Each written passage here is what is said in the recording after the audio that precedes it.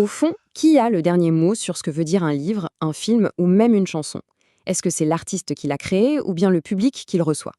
C'est une question qui est au cœur d'une véritable bataille intellectuelle qui a complètement redéfini notre rapport à l'art. Et tout commence par une question très simple. Voilà.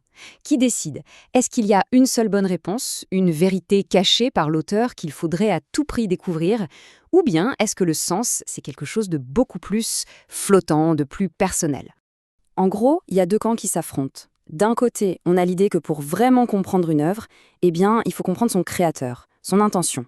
Et de l'autre côté, l'idée que l'œuvre ne prend vraiment vie qu'au moment où quelqu'un la lit, la regarde, l'écoute et lui donne un sens à travers sa propre interprétation. Pendant des siècles, mais vraiment des siècles, la question ne se posait même pas. C'était une évidence. L'auteur était la clé, le maître absolu, la source unique du sens de son œuvre. Pour comprendre un livre, il fallait absolument comprendre qui l'avait écrit. C'était la règle du jeu. Et donc, pour analyser un texte, on se transformait en une sorte de détective privé de la vie de l'auteur. On fouillait ses lettres, ses journaux intimes, on analysait ses amours, ses opinions politiques, bref, tout était bon pour déchiffrer l'œuvre. Le texte, au fond, n'était vu que comme un simple reflet de la vie de son créateur. Et puis, tout ça a basculé. Dans les années 60, un vent nouveau s'est mis à souffler. Et comme souvent à l'époque, c'est en France que la petite étincelle a commencé à mettre le feu aux poudres. Un nouveau courant intellectuel a commencé à tout remettre en question, y compris cette place sacrée de l'auteur. Cette nouvelle critique, elle disait en substance « stop ». Oublions l'auteur un instant, faisons comme s'il n'existait pas. L'idée, c'était de regarder le texte, et uniquement le texte, sa structure, ses mots, ses symboles. Le sens est à l'intérieur de l'œuvre, il n'est pas à l'extérieur dans la biographie de l'auteur.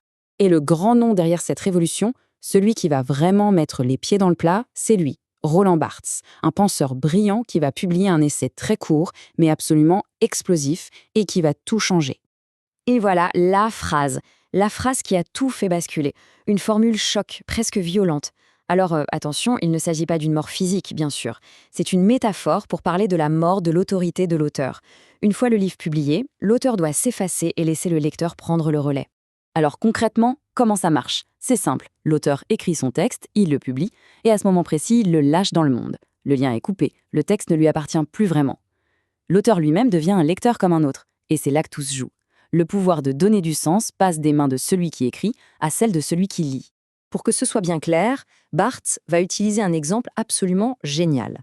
Il prend une nouvelle de Balzac, Sarrasine, pour montrer à quel point l'approche traditionnelle, celle centrée sur l'auteur, a ses limites. La question que pose Barthes est toute simple, mais elle est redoutable.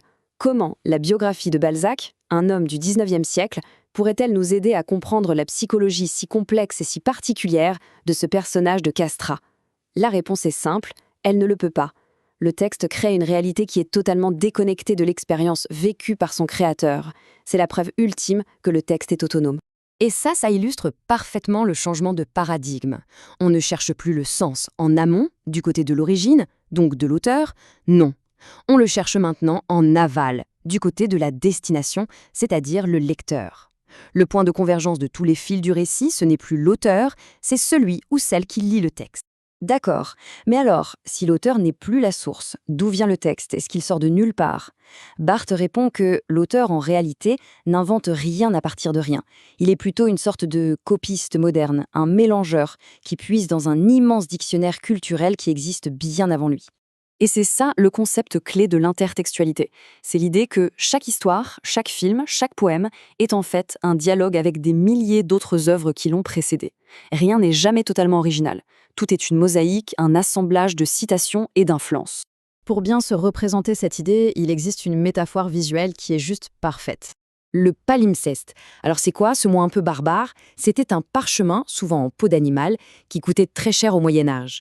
Du coup, pour l'économiser, on grattait l'ancien texte pour en écrire un nouveau par-dessus. Mais les traces de l'écriture précédente ne disparaissaient jamais complètement. On pouvait encore les voir en transparence. Eh bien voilà. Pour Barthes, la littérature, c'est exactement ça.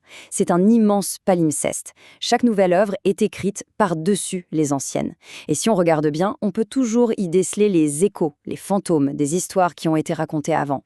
Bon, tout ça, c'est une théorie fascinante, mais on pourrait se dire, concrètement, en quoi est-ce que ça nous concerne, nous, aujourd'hui? Eh bien, en fait, son impact est absolument partout autour de nous. En fait, cette idée de Barthes, elle nous a en quelque sorte libérés. Elle nous autorise à avoir notre propre interprétation d'un film, même si le réalisateur dit le contraire dans une interview. Elle explique pourquoi une chanson peut signifier une chose très personnelle pour quelqu'un et tout son contraire pour une autre personne. Au fond, elle fait de nous, le public, des participants actifs, des co-créateurs, et non plus de simples consommateurs passifs. Mais bien sûr, ça ouvre une dernière question, et elle est vertigineuse. Si on accepte la mort de l'auteur, si c'est le lecteur qui a le pouvoir, est-ce que ça veut dire que tout est permis? Que toutes les interprétations se valent? Qu'il n'y a plus aucune limite? C'est le grand débat que cette idée a ouvert et qui, croyez-moi, continue encore passionnément aujourd'hui.